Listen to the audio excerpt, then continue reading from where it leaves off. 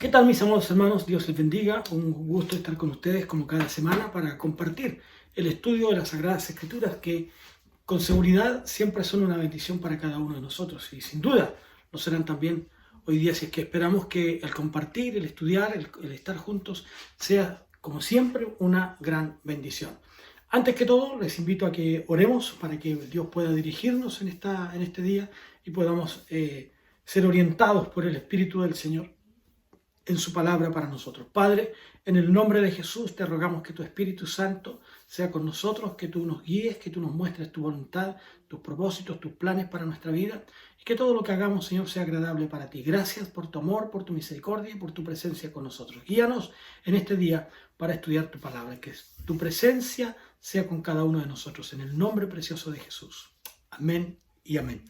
Acabamos de terminar la semana recién pasada, el capítulo 5 del libro de Primera de Corintios, donde el apóstol Pablo trata este caso de inmoralidad y donde presenta también, uno diría, ¿no es cierto?, de alguna manera, y lo tomamos y lo comparamos con la enseñanza de Jesús en relación a los pasos que debemos tener cuando alguien ha caído en alguna falta, cuando alguien ha cometido un pecado, y que la iglesia y los hermanos, tanto en lo personal como en lo colectivo, debemos tomar los pasos para restaurar. Recordemos que lo que dijimos es que la disciplina es siempre un acto restaurador, nunca es un acto condenatorio, nunca es un acto que vaya en contra de las personas, sino que muy por el contrario, lo que busca es corregir lo que cada persona está viviendo o sintiendo en su vida, y que ese pecado que le estorba, ese pecado que le impide servir al Señor, pueda ser apartado de su vida de tal manera que pueda adorar y bendecir el nombre del Señor con libertad. Y esos son los pasos que el apóstol Pablo nos plantea, ¿no es cierto? Y nos orienta aquí en la palabra del Señor en 1 Corintios, que si bien es cierto, cuando ya el asunto es tan grave, ¿no es cierto?, el apóstol dice, simplemente con esa persona ustedes no compartan, simplemente aléjense, sepárense de él, porque no van a recibir nada provechoso, nada positivo de parte de esa persona. Así es que, y hoy vamos a entrar en este capítulo 6 de Primera de Corintios, que el apóstol Pablo nos plantea también, como siempre, en sus escritos, algunas pautas y algunas orientaciones para nosotros como iglesia en este tiempo, en este siglo XXI, en el que a nosotros nos toca vivir. Por lo tanto, es algo que debemos hacer también. Y en este capítulo 6, el apóstol Pablo, así como lo tiene Reina Valera, dividido en dos secciones. Primero tenemos lo que tiene que ver una posición, vamos a decirlo, ante los incrédulos en algún conflicto, en alguna crisis, ¿no? Y después toca el tema de que nosotros debemos glorificar a Dios, que nuestros cuerpos, que nuestro accionar debe ser de gloria hacia nuestro Dios. Por lo tanto, vamos a entrar entonces en este capítulo 6 del libro de Primera de Corintios. Y de esta manera, ¿cómo el creyente ha de ser capaz de juzgar las cosas que ocurren y cómo debe hacerlo, cómo debe comportarse? Por eso que lo que dice en el texto 1 y 2, voy a leerlo de tal forma que podamos entenderlo por lo menos hasta el 2 y luego entramos de lleno en el 3. Dice: ¿osa alguno de vosotros, cuando tiene algo contra otro, ir a juicio delante de los injustos y no delante de los santos? ¿O no sabéis que los santos han de juzgar al mundo? Y si el mundo ha de ser juzgado por vosotros, ¿sois indignos de juzgar cosas muy pequeñas? Lo que Pablo nos está diciendo aquí no está hablando del último tiempo, está hablando de un juicio terrenal. Está hablando de lo que debe ser el comportarse del ser humano en esta tierra, en este mundo, ¿no es cierto? La capacidad del creyente para juzgar es que somos el pueblo de Dios, somos los hijos de Dios que debemos mirar al mundo con una mirada de misericordia, diría yo también, ¿no es cierto? Cuando Pablo dice, por ejemplo, a Timoteo, dice, si sufrimos también reinaremos con él. Así es que esto significa que cuando Cristo nos reine, nosotros juzgaremos al mundo, seremos parte, por decirlo de una manera, de este tribunal de Dios. Ahora, ¿no sabéis que hemos de juzgar a los ángeles? Dice, cuanto más las cosas de esta vida, versículo 3. ¿O no sabéis que hemos de juzgar a los ángeles cuanto más las cosas de esta vida? Dice Pablo. Entonces, la capacidad de los creyentes para juzgar era que el pueblo de Dios aún estaría en condiciones, allá en la santidad de Dios, en la eternidad, de juzgar a aquellos que no han actuado bien, pero estando detrás del juez. El único juez justo, real y verdadero es Cristo. Por lo tanto, no es un atributo que nos tengamos que ver nosotros. Ahora, pero también después dice, tenemos la capacidad, ¿no es cierto?, que los justos, los malvados, no estarán en el reino. Es decir, los malvados no estarán, los justos sí, los injustos no, ¿no? Entonces, la capacidad de los creyentes para juzgar. Hermanos, en esto nosotros, la idea de esto tiene que ver en cómo nosotros nos comportamos frente al mundo en el que nos toca vivir.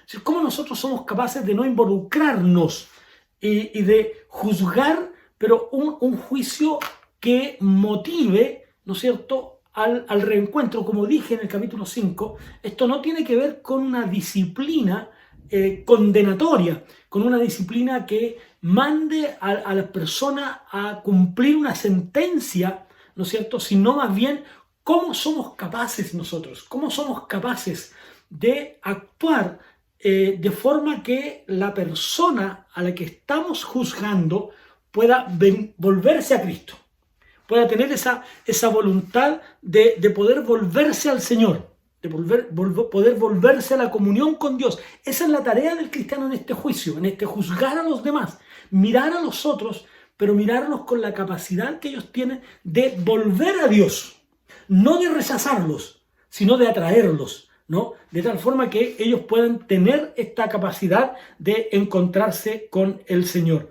Luego, en los textos 5 y 6, el apóstol Pablo dice lo siguiente: para avergonzaros lo digo, pues que no hay entre vosotros sabio ni aún uno que pueda juzgar entre sus hermanos, sino que el hermano con el hermano pleitea un juicio, y eso ante los incrédulos. ¿Sí? Los creyentes no todos pueden tener esta capacidad, pero el apóstol Pablo dice, ¿sí? ¿Acaso no hay alguien entre ustedes que tenga la capacidad de poder notar, de poder darse cuenta que las cosas no están bien y que por lo tanto ustedes tienen que buscar la forma de juzgar y de que esas personas sean tratadas al interior de la iglesia y no ser juzgadas por el mundo?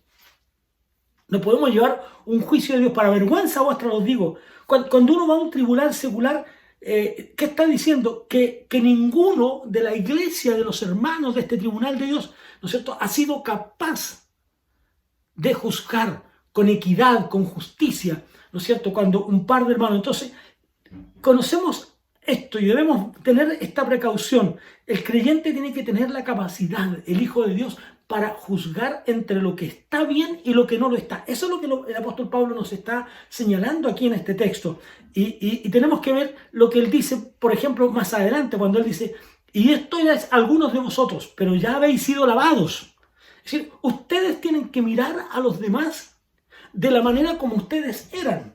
No se olviden de su pasado, no se olviden de lo que ustedes eran, no se olviden de lo que ustedes fueron. Recuerden que ustedes también tuvieron un pasado y que ese pasado, si no hubiera sido por la misericordia de Dios, no hubieran obtenido el perdón de Dios. Por lo tanto, ahora miren a los demás con esa misma capacidad. Eso es lo que está señalándonos el apóstol aquí. Sigo leyendo los textos para que podamos avanzar. Dice, porque no sufrís más bien el agravio. ¿Por qué no sufrís más bien el ser defraudados? Pero vosotros cometéis el agravio y defraudáis, y esto a los hermanos. ¿No sabéis que los injustos no heredarán el reino de Dios? No erréis, ni los fornicarios, ni los idólatras, ni los adúlteros, ni los afeminados, ni los que se echan con varones, ni los ladrones, ni los avaros, ni los borrachos, ni los maldicientes, ni los estafadores heredarán el reino de Dios. Pablo aquí describe esta capacidad que debe tener la iglesia para juzgar. Tiene que ver también con esta denuncia. Notemos que hoy día nosotros vivimos en una sociedad tolerante y que se nos habla mucho de la tolerancia. Una sociedad que está tolerando un sinfín de cosas, un montón de cosas. Y tenemos que tener esta precaución, ¿no? no confundamos el tolerar con el aceptar como normal las cosas que no lo son, ¿no? Hay que tener hay que hacer esa diferencia y hay que tener esa precaución. Fíjense lo que nos dice el texto bíblico y denuncia aquello el apóstol Pablo. Dice, simplemente, pero vosotros cometéis, dice el agravio, porque no saben ustedes que los injustos no heredarán el reino de Dios. No cometan el error de pensar que los injustos podrán ir a la eternidad, porque no irán. Porque está establecido de esa manera, que el alma que pecare, como diría Ezequiel, el alma que pecare, esa morirá. Eso está establecido en la palabra de Dios. No se confundan, ¿no? No es raíz, no cometan errores, no se equivoquen, no se confundan, ¿no? ¿Por qué? Dice, y aquí reitera, ¿no? Los fornicarios, ellos no van a heredar el reino del cielo. Los idólatras no van a heredar el reino de los cielos. Los adúlteros tampoco. Aquí es una diferencia entre fornicarios y adúlteros, ¿no? Ni los afeminados, ni los que se echan con varones. Estas personas que hoy día en nuestra sociedad parecen normales y que, claro, tenemos que predicarles el evangelio. Tenemos que ser capaces de reconocer que ellos necesitan a Cristo y predicarles a Cristo.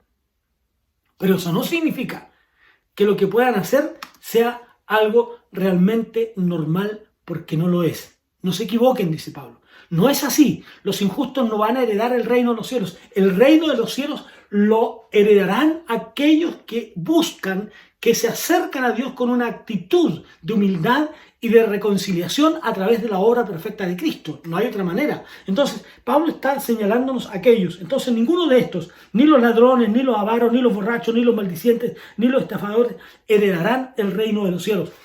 Ninguna de estas personas podrán alcanzar, dice Pablo, una herencia en los cielos. No se confundan. No acepten que como normal lo que no es normal. Y luego añade entonces, versículo 11, y esto erais algunos. O sea, recuerden que ustedes, algunos de ustedes, tenían en sus vidas estos pecados. Algunos de ustedes eran fornicarios. Algunos de ustedes eran adúlteros. Algunos de ustedes eran idólatras. Algunos de ustedes eran maldicientes. Algunos de ustedes se echaban con varones. Eso está diciendo el apóstol Pablo. Entonces, no se olviden de eso. Cuando van a juzgar al otro, no se olviden de lo que ustedes eran. No olviden su pasado. Es decir, sean movidos a misericordia, porque ustedes vienen de allá. Ustedes ya recorrieron el camino. Ustedes vienen de ese mundo. Pero no se confundan, dice el apóstol Pablo. No cometan ese error de confundirse. ¿Ya? Ustedes eran así, pero ustedes han sido lavados. Ustedes han sido limpiados. ¿Ya? Ustedes han sido tratados. Ustedes eso eran antes. Entonces, por eso que Pablo trata con tanta fuerza lo que ocurre en el capítulo 5, hermanos.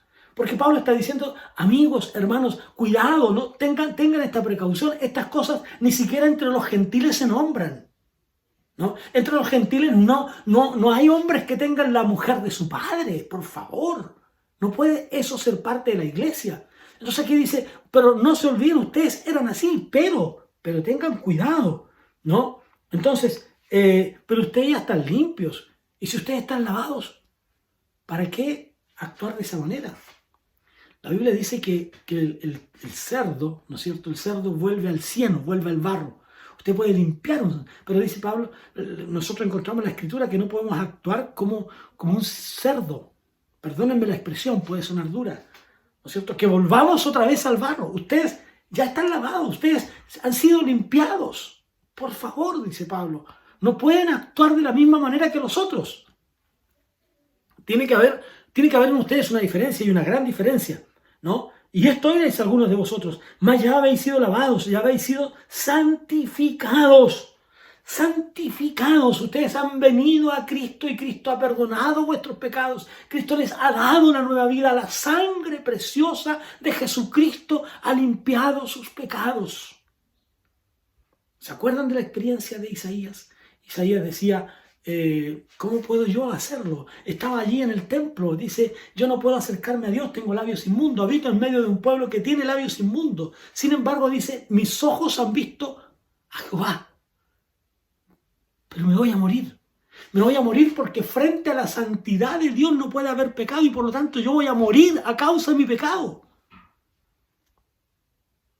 Pero voló hacia mí uno de los serafines y tocó mis labios con un carbón encendido y dijo, y esto ha quitado tu culpa. Hermanos, esa es la gran diferencia. El Señor ha quitado nuestra culpa. El Señor no nos trata nunca más como culpables, sino nos trata como hijos, como herederos del reino de Dios. Pero ustedes antes eran eso, dice Pablo. Antes ustedes actuaban así. Ahora no. Ahora esto ha cambiado. Esto ha sido transformado en ustedes. Ha sido distinto, diferente. Esto erais algunos, más allá de sido lavados, habéis sido santificados. Ya habéis sido justificados. Justificado. La justificación tiene que ver, dice, justificados pues por la fe tenemos paz para con Dios, dice Pablo a los romanos. En el capítulo 5 quiero leer este texto de Pablo a los hermanos de Roma, cuando habla acerca de la justificación. Qué maravilloso es este acto de Dios. Dice, justificados pues por la fe tenemos paz para con Dios por medio de nuestro Señor Jesucristo. La justificación de Dios por la fe en Cristo nos ha dado un sitial nuevo, de nueva relación, de nueva comunión, de nuevo estatus. Nos ha dado una nueva posición frente a Dios. La posición de una persona sin culpa. De una persona que puede pararse frente a Dios. No tan simple como pararnos así a cara descubierta, pero a través de la obra de Cristo podemos estar frente a Dios. Y el Señor ha de darnos entonces esta victoria que viene en Cristo Jesús. Pablo por eso que nos dice aquí en Romanos, dice, justificados pues por la fe, tenemos paz para con Dios por medio de nuestro Señor Jesucristo, por quien también tenemos entrada por la fe a esta gracia. Gracia como don inefable, gracia como don, como un regalo, gracia como un regalo inmerecido. No merezco este regalo, pero se me ha otorgado, No merecíamos la salvación, pero por la gracia y por el amor de Dios, Él nos ha dado salvación. Él nos ha dado una nueva posición en Cristo. Y por lo tanto, ahora tenemos paz para con Dios. Y eso ha cambiado nuestra posición. Entonces, y eso es lo que dice Pablo a los romanos. Y no solo esto, sino que también dice, nos gloriamos en las tribulaciones sabiendo. Entonces, por lo tanto, ahora podemos enfrentar todas las cosas que vengan. Podemos enfrentar todos los desafíos. Y eso es lo que Pablo nos está enseñando aquí. Entonces, ahora bien, hay muchas cosas que el creyente puede hacer. Mire lo que dice después. Ya habéis sido justificados. Ustedes están limpios. Y luego Pablo entra a este concepto, ¿no es cierto?, de el contraste entre el cuerpo y este hecho de usarlo para bendición y gloria de Dios. Dice, todas las cosas me son lícitas, mas no todas me convienen. Hay muchas cosas que el creyente puede hacer, pero no todas son convenientes. No todas son convenientes. Y podríamos mencionar muchas de ellas. Pero miren lo que dice el texto 13. Las viandas para el vientre y el vientre para las viandas. Pero tanto al uno como a las otras destruirá Dios. Pero el cuerpo no es para la fornicación, sino para el Señor, y el Señor para el cuerpo. En contraste, entonces, nuestro cuerpo no puede ser usado para inmoralidades. Como decía el texto anterior, el 11, hemos sido justificados. Eso eran ustedes antes, no ahora. Ahora han sido lavados. Hermanos, usted tiene que abandonar aquellos actos impuros de su vida. Mentira, desobediencia, inmoralidades. Esas cosas usted y yo debemos abandonarlas. Porque ahora somos nuevas criaturas en Cristo. Hemos sido restaurados. Hemos sido levantados, hemos sido transformados, hemos sido justificados. Estas cosas estaban en ustedes antes, dice Pablo. Así eran ustedes. Pero ya no lo son. Ahora son nuevas criaturas. Ahora son nuevas personas. Las cosas viejas pasaron, dice. Todas las cosas me son lícitas. Sí. ¿Puedo hacer de todo? Sí. Pero me convienen. Esto produce edificación en mi vida. ¿Qué gano con esto?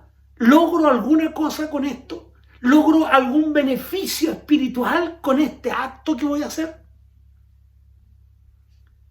Si, por ejemplo, estos días que hemos tenido días de descanso, ¿no es cierto? Estos días de fiestas patrias, usted piensa voy a descansar, pero además voy a meditar. No es malo, ¿me es lícito descansar? Sí, por supuesto. No es bueno que usted trabaje tanto. Tiene que descansar también. Pero que ese descanso sea provechoso, por ejemplo, para estar con su familia. No para aislarse usted solo o sola, sino para compartir con los suyos, para compartir con su familia, para compartir con su hijo, con su hija, con el esposo, con la esposa. Entonces, ¿las cosas me convienen? Sí, pero no todas son lícitas. Todo es lícito, sí, pero no todas las cosas me convienen. Tiene que haber un beneficio detrás de esto. Tiene que haber algo que yo pueda alcanzar, que yo pueda lograr. Y mire lo que dice, lo que sigue diciendo. Por lo tanto, pero yo no me dejaré dominar de ninguna. Es decir, no seré incapaz. Esa es la idea. No seré incapaz de frenarme frente a algo que no me conviene. Tengo que tener la capacidad de frenarme frente a algo que a mí no me conviene. Esto no está bien. ¿Se fijan? Si yo estoy en un lugar con amigos y sé que estos amigos van a cometer un acto ilícito para ellos, por ejemplo, fornicarios o adúlteros, tengo que alejarme. Yo tengo que ser capaz de detenerme. Si alguien ha mentido, yo tengo que ser capaz de frenarme y no caer en la mentira de esa persona. Eso es lo que está señalándonos el apóstol aquí. Tengo que ser capaz de eso. Estas cosas no pueden dominarme. Estas cosas no me convienen, no me edifican, destruyen mi familia, destruyen mi hogar, destruyen lo que he construido con sacrificio, con honor, lo que he construido gracias a la misericordia de Dios. Tengo que luchar por el bienestar de mi familia. Entonces, no todas las cosas me convienen. Mire lo que sigue diciendo el apóstol aquí. Por eso hace esta comparación ahora. Dice, las viandas para el vientre y el vientre para las viandas. ¿Para qué es un plato, vamos a decir? Para colocar en él alimento. Y ese alimento le hace bien a mi estómago. Le hace bien a mi cuerpo. Y está bien, pero hay cosas, y a muchos de nosotros nos pasa, que a veces nos servimos alimentos que no nos hacen bien. Pero el plato es para comer. Y el cuerpo es para recibir ese alimento porque lo necesita. Necesitamos ese alimento, necesitamos sostenernos. ¿Ya? Por lo tanto, eso está bien. Las viandas para el cuerpo y el cuerpo para las viandas. Pero luego dice, por tanto, al uno como a las otras destruirá Dios. Fíjese, las viandas dejarán de ser. Pero luego dice, mire, pero el cuerpo no es para la fornicación. ¿Qué quiere decir esto? Es decir, no fuimos creados para adulterio. No fuimos creados para la fornicación. No fuimos creados para mentir. No fuimos creados para robar, etcétera, etcétera, etcétera. Fuimos creados para honrar y glorificar el nombre de Dios. No fuimos creados, hermanos, para otra cosa que no sea que para adorar a Dios. Por eso es que tenemos que levantar nuestros brazos al cielo y glorificar el nombre precioso de Dios, porque fuimos creados para eso. Eso es lo que el apóstol nos está enseñando aquí hoy día. Dice, no, por eso simplemente dice, pero el cuerpo no es para la fornicación, sino para el Señor y el Señor para el cuerpo. El Señor se gloria cuando usted eleva alabanza y adoración a Dios, ¿no? Son miembros. Fíjese lo que nos enseña la palabra. Entonces, y tenemos que tener, por eso que menciona más abajo, mire, acerca del cuerpo, sigamos mirando. ¿O no sabéis que el que se une con una ramera es un cuerpo con ella? Es decir, en esta unión fornicaria, adúltera, esto le hace mal a su cuerpo, porque su cuerpo no fue para el adulterio. Aquí no está hablando de que su cuerpo no es para el sexo dentro del matrimonio, siempre. solo dentro del matrimonio.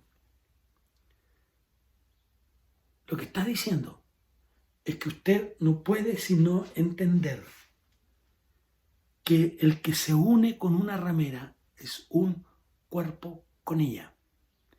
Y por lo tanto está usando su cuerpo para aquello para lo cual no fue creado. Lo está alejando de Dios.